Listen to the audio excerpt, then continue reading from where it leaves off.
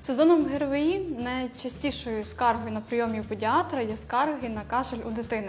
Причиною кашлю у дітей надзвичайно різноманітні. Це можуть бути як і вірусні агенти, респіраторні віруси, грип, кашлюк, аденоїдит та неінфекційні чинники. Перш за все, це психогенні фактори, сторонні тіла в дихальних шляхах, а також вплив тютюнового диму, що не менш важливо.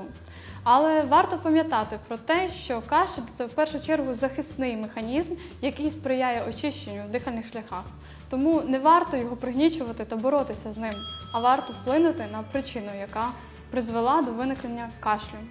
Найчастіше кашель у дітей проявляється на фоні респіраторної інфекції. Спочатку піднімається температура до субфебрильних цифр 2-3 дні.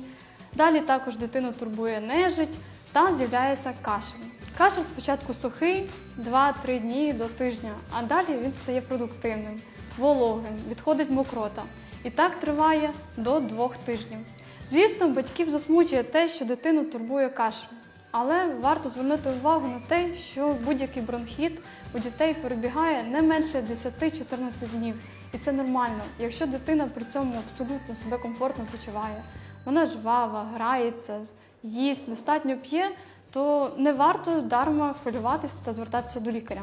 До лікаря варто звернутися лише тоді, коли кашель триває більше 2 тижнів.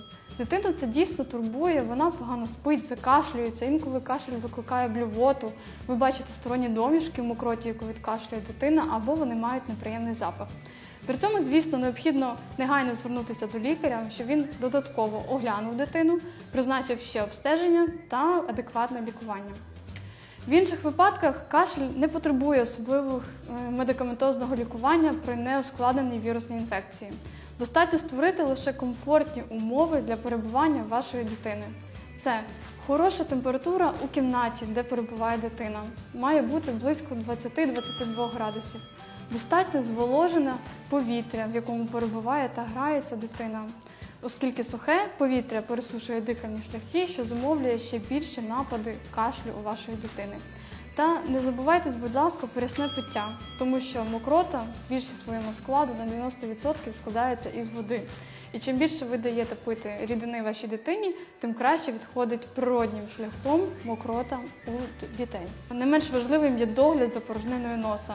Якщо у дитини трудне носове дихання, слиз стікає по задній стінці глотки та також зумовлює кашель. В таких випадках необхідно промивати носові ходи, а також інколи дійсно є необхідність застосування судинозвужуючих капель, але їхнє застосування обмежується лише 3 днями. Слід пам'ятати про те, що сиропи від кашлю – це не панацея, і їх взагалі не рекомендовано застосовувати для дітей до 4 років, тому що кашльовий рефлекс у цих дітей ще недостатньо розвинутий, та і мокрота, якщо стає рідшою, ці препарати розріджують її, швидше опускаються по бронхіальному дереву. Комбіновані препарати ще більш небезпечні у дитячій практиці, оскільки вони зазвичай у своєму складі містять протикашльовий препарат, а також муколітик, який змінює реологію слизу у дитини. Таким чином пригнічується кашльовий рефлекс та змінюється реологія слизу, він стає більш рідшим.